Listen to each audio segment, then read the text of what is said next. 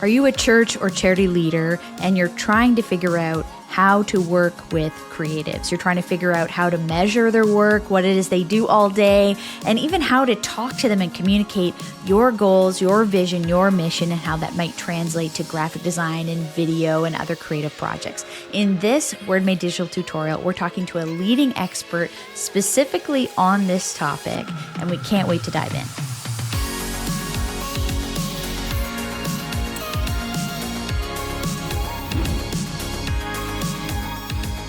Well, hello, my friends. Welcome to Word Made Digital Tutorials. I'm Joanna LaFleur. And in this Word Made Digital tutorial, we're talking about measuring creative work, how to talk to your creatives on your teams, and also where to best spend your creative dollars for video and graphics and web and things like that this year in 2023. So we are talking to a leading expert. His name is Michael Tuszynski, and he's from Church Media Squad. And they have worked with thousands and thousands of projects across hundreds and thousands of churches around creative design, websites, social media, video. They deeply understand this work, and they understand the relationship between senior leaders or ministry leaders and then how to talk to those creatives about that work and really understand what it is they do all day. So please enjoy this conversation, but we wouldn't want to go into it without thanking our sponsors, the Canadian Centre for Christian Charities, who are making this and a whole series of these tutorials possible. So if you find this useful, share it with your friends, pass it around, but also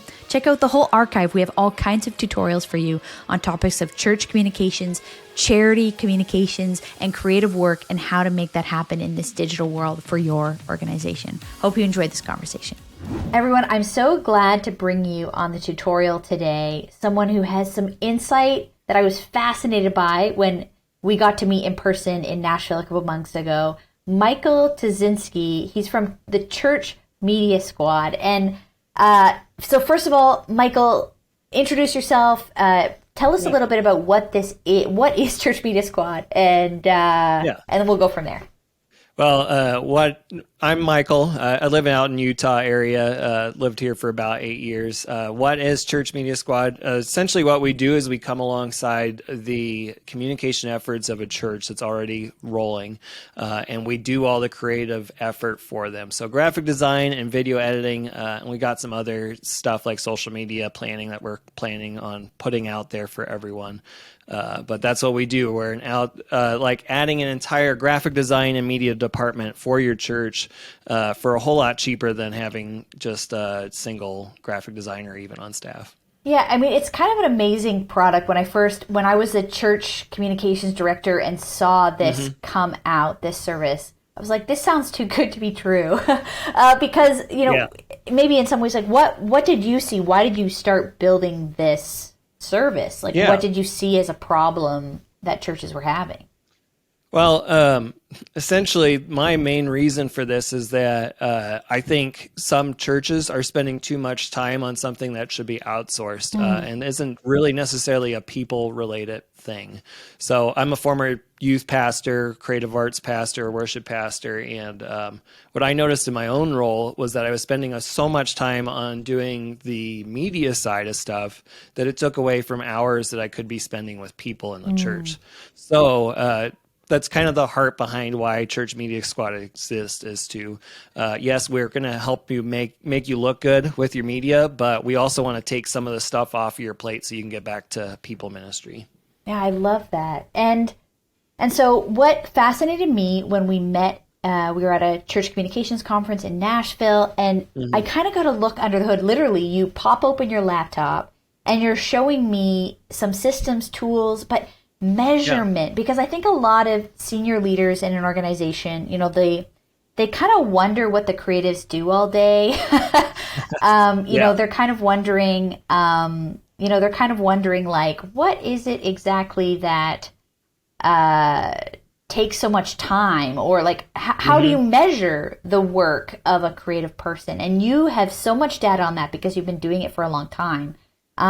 So tell us some insights that you've seen on what's going on in this world of creative. Just some data from like hundreds and hundreds of sermon series and bumpers and graphics. So I think we touched like 20 some thousand projects last year. We've been around for 5 years now. So yeah, we've got tons of data that we utilize to kind of plan. My general flow with data and why we use it in the creative space is that looking back to my own, like not having data as a creative, you kind of think you need a certain amount of time. But then when you actually sit down and do a sermon series project, for instance, you realize it doesn't take you as much time as you thought it was going to take Right. you. And so essentially what we utilize data for from the creative side of stuff is how do we plan this out so that our designers get the right amount of time for a sermon series project to come up with concepts and all the final files, but not so much time that we're leaving time on the table. So there's kind of this balance of you don't want to overestimate the time and then they don't have anything else to do. But you also don't want to underestimate the time and then put a major burden on your creatives.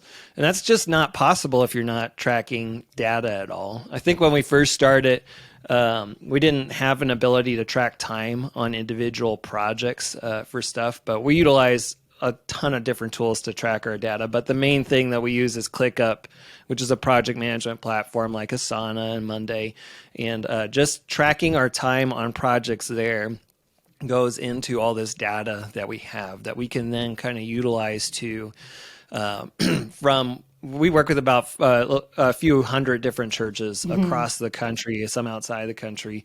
Our data is so specific that we can look at a particular church and say, our designers need X amount of hours for sermon series on church A and Y amount of hours for sermon series graphics with church B. Wow. And using that data, we can predictively say we have different time needs depending on the person. So translating that into a church space or someone that's just a solitary creative in a church space, or if you're an executive pastor or lead pastor working with a creative, that creative can kind of use that data to say, okay, if I'm going to work with the children's pastor, I need a little bit more time because I'm not really good at kids ministry design. That would be me. I'm terrible at kids ministry design.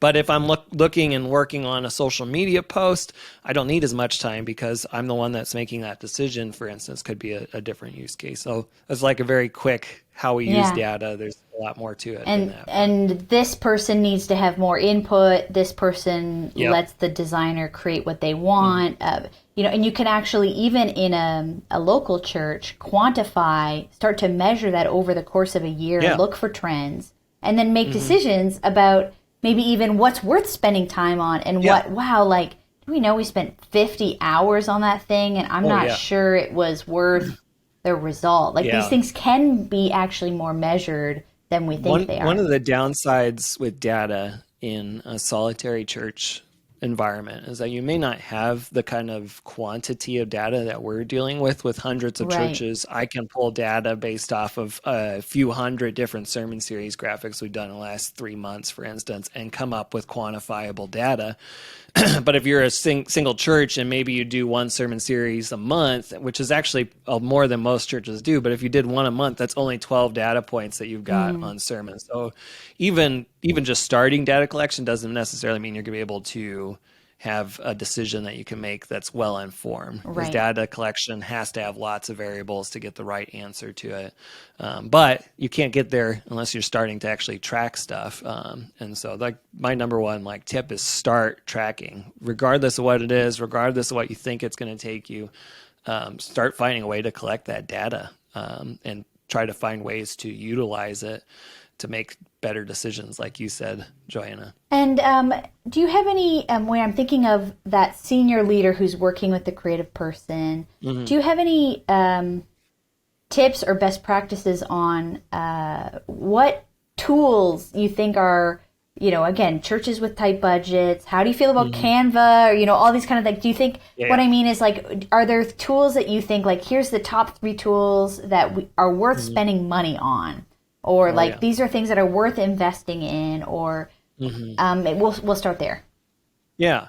Well, like default, if you have someone on staff, you should have Adobe products or at least Affinity Designer, which is a cheaper version of what Adobe is. That's like besides this. But outside of that, I am a big believer and proponent in having a project management system and making sure that everyone in your church or organization or whatever is using that project management system and the same process every time. One of the things that like I've coached a few churches on their media communications flows and processes and whatnot. Most of them have the biggest problem. The number one problem that a creative or a comms director is dealing with is I can set up a system, but nobody else follows it. I'm still getting emails. And I think email is the enemy of any creative. We need to be able to create some kind of system, some kind of process that feeds in via a simple form, some other platform that comes into a project management system that then the graphic designer or the comms director or whoever can start planning out the important projects first and setting time estimates on what they think it might take them, when they might be able to get back to it, due dates, all that fun stuff. Things that are impossible to really track well in an Excel sheet or in an email thread should be going through a project management platform. So before we go too much farther, then, because you're talking about it's in some ways like how we communicate, is there something that you think like what's one of the things that creative needs to do better to communicate to the non-creative, vice versa? Like what is a thing that each side really needs from each other? Because you see this over and over, like those things that kind of irk the other person. How can we help each other? I'm not sure if you can put links in the podcast notes, but I'll send you a link. We have a wonderful video that we actually use to train our clients on how to work with designers. This would be really great for executive pastors or leaders. I'll find that after we're done recording. That'd be awesome. And send that to you. But, that'd be awesome. That's not, we have a customer success guy. I wish he was here to answer that question. But from a graphic designer perspective, one of the things that we fail to do is that we might read, make it vibrant as a comment from a staff member and make it a color that we think is vibrant, but that's not really necessarily what that person meant. So the number one thing is kind of setting a standard language across your staff. We have a document that we use with our clients that's called a design style guide, and I'll send you that link too if you'd like that. Sure, yeah. But essentially what it is it just shows our clients what we mean by experimental design. And it gives examples and a written little blurb of what that means. And so they know that when they use that term, they want an experimental style design for the youth ministry dodgeball night. We know what they mean because they're using our design style guide for that. So if you're in a specific church, if you're the graphic designer there, setting up a simple couple page document that you can reference with staff members to say, which do you like of these views? Right. What colors do you like here? Whatever you might need to set yourself up for success. Because designers tend to talk design speak, and then non-designers don't know how to say the things that a designer needs to hear to make it make the logo bigger. That's always the thing. Make the logo bigger. Make the logo bigger. Make it pop is one of the worst things that you can say to a designer. But I need to defer to my expert on my staff. His name's Japheth, and I'll give you that video. It's a good little. I think it's like a 10-minute video, but it's super helpful. And Michael, maybe a last question is: when you're looking at the year ahead, 2023, what are some things you think are worth spending time, money, resource, energy on for design, and whether it's something that's like just whether it's outdated or just maybe not even just less effective, like probably don't want to spend too much time worrying about that thing. Where would you advise a church to spend their time? Well, I like to start with the don'ts typically. So one thing that I would not actually recommend the graphic designers touching very much is your social media posts. One of the things that even just like my own personal experience too, if you post a graphic it's not going to get the kind of reach that a simple video shot on your iPhone of you as a senior pastor or a youth pastor saying something is going to have. So pretty is not necessarily, or polish is not necessarily something that's going to work on social media. We do social media posts, of course, for our churches, and I think there are places for that, but that is such a short shelf life, a social media post, compared to anything else.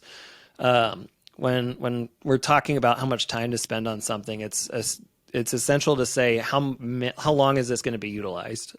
So a brand, a logo is going to be used for hopefully 10 to 20 years at minimum.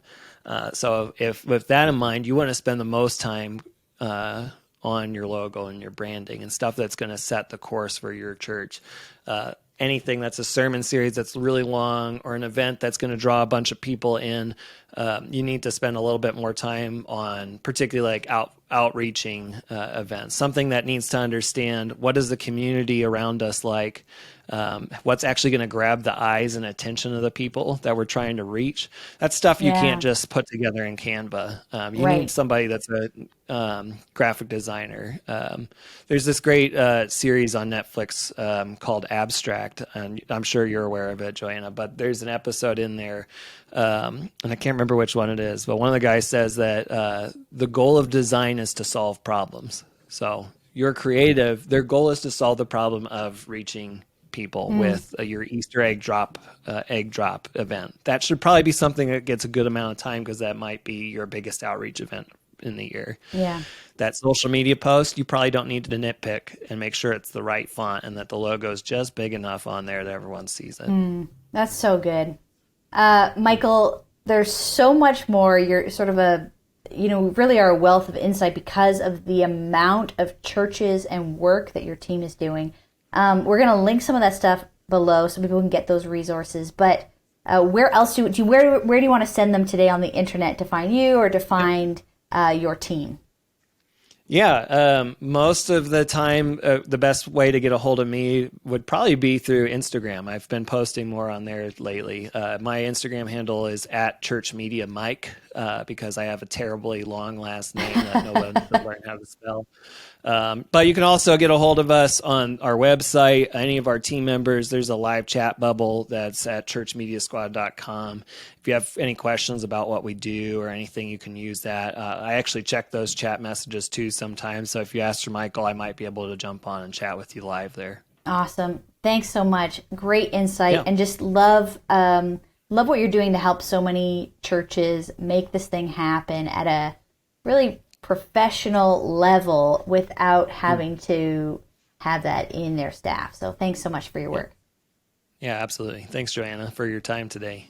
Well, thanks so much to Michael, and thanks so much to the Canadian Centre for Christian Charities for making this tutorial possible. As a ministry leader, you are focused on your mission, but you have many questions maybe about the methods and the best practices for running your charity or your church here in Canada, because there's a lot going on from this creative work to HR and donation receiving, and maybe you're thinking about administration and governments. There's just so many things, and it's good to have a friend in your corner who is an expert at things and important things that are critical to your work, but you don't need to be an expert in. That's what the Canadian Centre for Christian Charities is all about.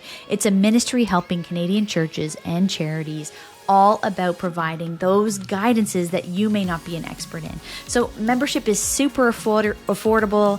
They even have some free resources on their website for you. I want you to go to cccc.org/free to check out their free resources. You might be surprised how much you can get help from them, whether you're a member or not. We'd love to resource you through this and through these tutorials. So you can check it out. They have a webinar, for example, all about how to make sure you're in good standing as a charity, what is required for you with the government. You may not know until it's too late that you are not in good standing with the government. We don't want that to be you. So go to cccc.org/free.